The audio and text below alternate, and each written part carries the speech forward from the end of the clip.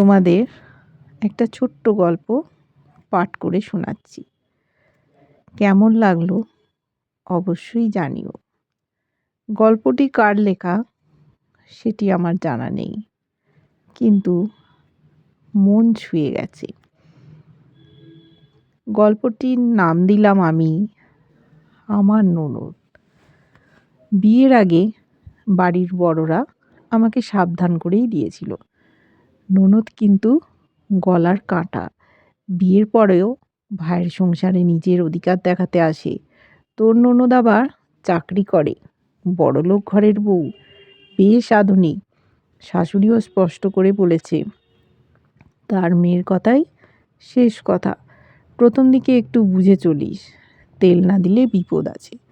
ভয় যে পায়নি তা নয়, অ্যারেঞ্জ ম্যারেজ, তার উপর দূরের শ্বশুরবাড়ি। চারপাশে ননদ নিয়ে এত গল্প শুনে মনে হচ্ছিল এক অজানা যুদ্ধক্ষেত্রে পা রাখতে চলেছি। ছোটবেলা থেকেই দেখেছি পিসিরা এলেই বাড়ির নিয়ম বদলে যায়। মা কাকিমারা যত্ন করলেও কোথাও একটা অদ্ভুত চাপ থাকতো।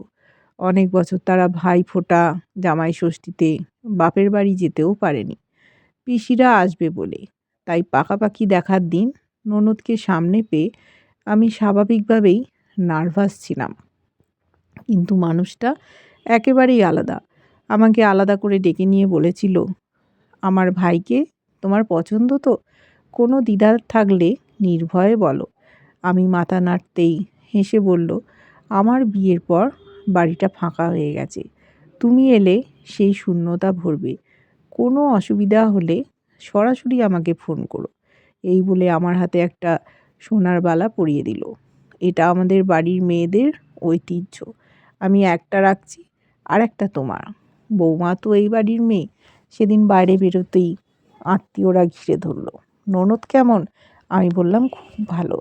ওরা হেসে বলল, শুরুর দিকেই এমন লাগে, কিন্তু আমার মন বলছিল না, মানুষটা সত্যিই অন্যরকম। কিছুদিন পর বিয়ে হয়ে গেল সৌরভের সঙ্গে।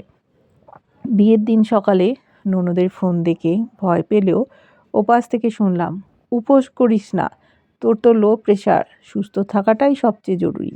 বিয়ের পর দিন প্রায় নাচতে নাচতে সে আমাকে ঘরে তুলল। নিজের ঘরে নিয়ে গিয়ে বলল, এই ঘরটা আমার সবচেয়ে প্রিয়, আজ থেকে তোর দায়িত্ব, যা ভালো লাগে নিয়ে নিস। বাপের বাড়ি ফিরে সবাই প্রশ্ন করল, ননদ শাড়িগুলো নিয়ে নেয়নি তো? আমি হেসে বললাম, নেয়নি, উল্টে নিজের শাড়িই দিয়ে দিয়েছে। প্রথমবার কেউ হতাশ হলো, নতুন বউয়ের মুখে ননদের বদনাম নেই। জামাই ষষ্ঠীর দিন সকালে লুচি বেলছিলাম, শাশুড়ি মা ভাজছিলেন। গাড়ির শব্দ শুনেই মনটা ভরে উঠল। ননদ এসে বলল, এখনও ওকে দিয়ে কাজ করাচ্ছ? যা, স্নান করে রেডি হয়ে আয়, আজ আমি রান্না করব। আমার প্রশংসা শুনে বলল, এই শাড়িটা তোর জন্য এনেছি, আজ এটা পরবি, আমি সাজিয়ে দেবো। বাপের বাড়ি গিয়ে শুনলাম, ভালোই তো সাজতে শিখেছিস। আমি বললাম, ননদ সাজিয়ে দিয়েছে। ওরা অবাক। আমার জন্মদিনে সৌরভ কেক আনতেই ননদের ফোন। মাকে বলে দিয়েছি কাল তোর পছন্দের সব রান্না হবে, আমি এলেই পার্টি।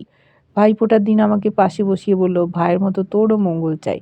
আমাদের ঝামেলা হলে আমি ওকেই বলি, সে শাসন করে, বুঝিয়ে দেয়, আর সব ঠিক হয়ে যায়।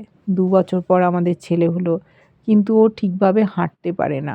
1 বছরের জন্মদিনে বাড়ি ভর্তি লোক, তবু আমার চোখ খুঁজছিল শুধু একজনকে। ছেলেকে মাটিতে পড়ে থাকতে দেখে চোখ ভিজে গেল। ঠিক তখনই পেছন থেকে আওয়াজ, আমার সোনাটা কোথায়?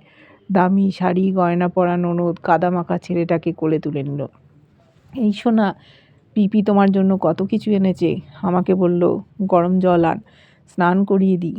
আমি আর নিজেকে ধরে রাখতে পারিনি, বুকের মধ্যে মাথা রেখে কেঁদে ফেললাম। সে বলল, ভয় নেই বোন, অনেক ডাক্তারের সঙ্গে কথা বলেছি, আমার সোনাটা ঠিক হাঁটবে। সব ননদ একরকম নয়, সব অভিজ্ঞতাও এক নয়, কিন্তু কিছু সম্পর্ক সত্যি আলাদা হয়, যেগুলো ধীরে ধীরে সব ভয় ভেঙে দেয়।